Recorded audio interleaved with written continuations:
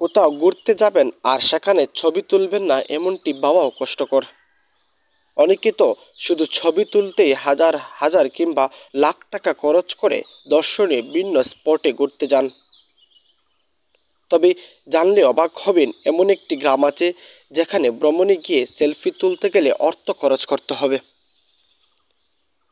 বলছি ভিয়েতনামের ধূপকাঠি গ্রামের কথা। এই গ্রাম অর্থনৈতিকভাবে শক্তিশালী হয়ে উঠেছে শুধু ধূপকাঠির কারণে। গ্রামটি আসল নাম কাং ফু চাও। এই গ্রামে ঢুকতেই আপনার চোখ দাঁড়িয়ে যাবে। সবখানে শুধু রঙিন ধূপকাঠি দেখতে পাবেন। এই ধূপকাঠি গ্রামে সৌন্দর্য বাড়ানোর পাশাপাশি সেখানকার মানুষকে আর্থিকভাবে শক্তিশালী করে তুলেছে। এছাড়াও এই রঙিন ধূপকাঠিগুলো দূর দূরান্তের পর্যটকদের আকৃষ্ট করেছে। ভিয়েতনামের এই গ্রামে তৈরি ধূপকাঠিগুলো রঙিন। মূলত 3টি রঙের ধূপকাঠি তৈরি হয় সেখানে, লাল, সবুজ ও হলুদ।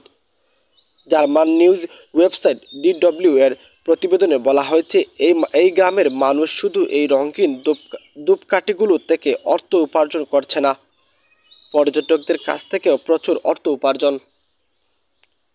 সেখানকার মানুষরা এই ধূপকাঠি দিয়ে সেলফি তুলতে চায় এমন পর্যটকদের কাছ থেকে একটি নির্দিষ্ট পরিমাণ টাকা নেয়। এই পরিমাণ 50,000 টন, যা বাংলাদেশি টাকায় 250 থেকে 300 এর বেশি হতে পারে। বিক্রি হওয়া ধূপকাঠির দাম খুবই কম। এই কারণে এখানে বেড়াতে আসা পর্যটকরাও প্রচুর ধূপকাঠি কিনে নিয়ে যায়।